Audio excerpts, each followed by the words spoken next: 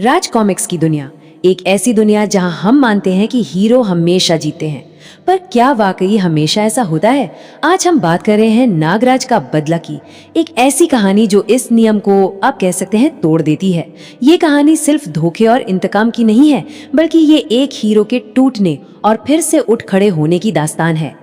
देखिए, हमारी ये कहानी हीरो के साथ नहीं बल्कि अंधेरे में शुरू होती है। उन ताकतवर लोगों के साथ जिन्हें लगता है कि एक हीरो को रास्ते से हटा देने से वो पूरी दुनिया पर राज कर सकते हैं, और उनकी नजर है नागराज पर। ये है मंत्री किल्लोल और उसका वो खूंखार साथी बुलडॉग। ये वो लोग हैं जो पर्दे के पीछे से खेल खेलते हैं, और उनका प्लान बिल्कुल सीधा है। नागराज को खत्म करो और पूरी रियासत को अपनी मुट्ठी में कर लो। तो साजिश कामयाब हो ही जाती है, और नागराज जो अब बेजान है उसे पहुंचाया जाता है कुख्यात डॉक्टर सिमोलो के पास। अब कहने को तो सिमोलो को सिर्फ मौत की वजह पता करनी थी, एक पोस्टमार्टम करना था, लेकिन उसके दिमाग में कुछ और ही खिचड़ी पक रही थी। उसे हीरो की लाश में कोई दिलचस्पी नहीं थी। नहीं, उसकी दिलचस्पी तो नागराज की शक्तियों में थी। सिमोलो वो नागराज के शरीर को नहीं बल्कि उसकी आत्मा को तोड़ना चाहता है। एक जहरीली गैस का इस्तेमाल करके वो उस हीरो को अपना गुलाम बनाने की कोशिश करता है जो कभी लोगों की हिफाजत करता था। सोच कर देखिए, एक हीरो अब अपनी ही मर्जी का मालिक नहीं रहा। ये कितना भयानक हो सकता है। तो विलेंस को लगता है बस काम हो गया, उन्होंने जीत हासिल कर ली है। वो नागराज के शरीर को एक हेलीकॉप्टर से नदी में फेंक देते हैं और ये सोचते हैं कि ये इस कहानी का अंत है। पर वो ये नहीं जानते कि पानी नागराज को खत्म नहीं कर सकता, बल्कि ये उसे एक नई जिंदगी देने वाला है।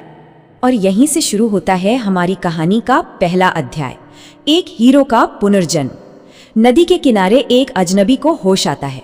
उसे अपना नाम तक याद नहीं, अपनी ताकत का कोई अंदाजा नहीं। उसे सिर्फ गांव वालों का डर दिखाई देता है, जिनकी जिंदगी पर एक भयानक खतरा मंडरा रहा है। गांव वाले उसे बताते हैं कि कैसे डाकू उनकी जवान लड़कियों को बलि चढ़ाने के लिए अगवा कर रहे हैं। ये बात सुनकर उस अजनबी के अंदर कुछ जाग उठता है। भले ही उसे अपनी पहचान याद न हो, पर किसी बेगुनाह को बचाने की जो आग है वो उसके खून में है। और फिर दुनिया देखती है कि वो असल में कौन है। वो गोलियों से भी तेज है, उसकी ताकत किसी तूफान की तरह है। वो अकेला ही डाकुओं की पूरी फौज पर भारी पड़ जाता है। ये कोई आम इंसान नहीं हो सकता, ये एक हीरो है। लड़ाई के बीच जब उसकी ताकत लौटती है तो उसकी याददाश्त भी लौट आती है, और वो गरजता है, मेरा नाम नागराज है। और इस एक नाम से दूर किलों में बैठे साजिश करने वालों के दिलों में खौफ पैदा हो जाता है। जिस हीरो को उन्होंने मरा समझ लिया था वो वापस आ गया है।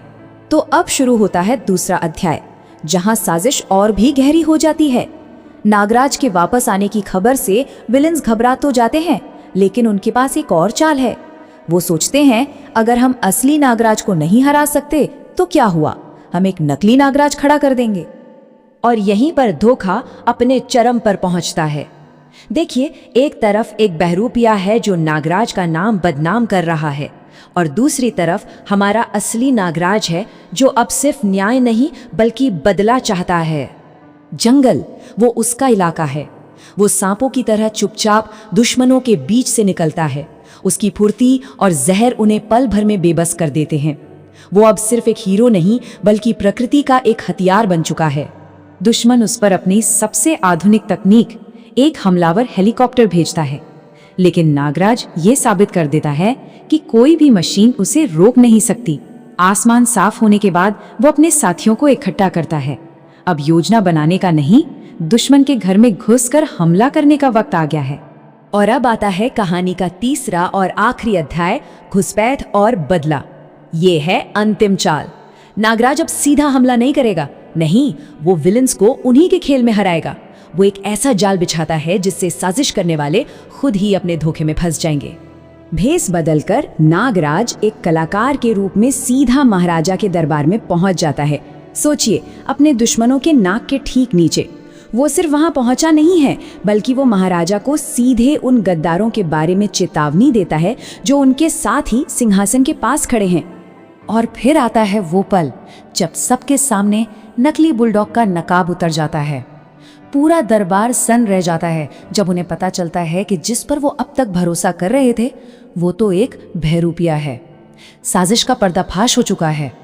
जैसे ही पर्दा उठता है, असली नागराज सामने आता है। मंत्री के लोल और उसके साथियों के लिए ये किसी भूत को देखने जैसा है। वो हीरो जिसे उन्होंने नदी में फेंक दिया था, अब उनके सामने खड़ा है और उसके चेहरे पर सिर्फ एक ही चीज है, इंसाफ। उसका नाम अब साफ है और विलन्स बेनकाब हो चुके हैं। अब छिपने की कोई जगह नहीं बची। ये सिर्फ बदला नहीं है, ये इंसाफ की आखिरी लड़ाई है और नागराज इसके लिए पूरी तरह तैयार है, क्योंकि उसका बदला तो असल में अब शुरू हुआ है। तो नागराज का बदला हमें सिखाती है कि एक हीरो को शारीरिक रूप से शायद हराया जा सकता है, पर उसकी आत्मा को नहीं।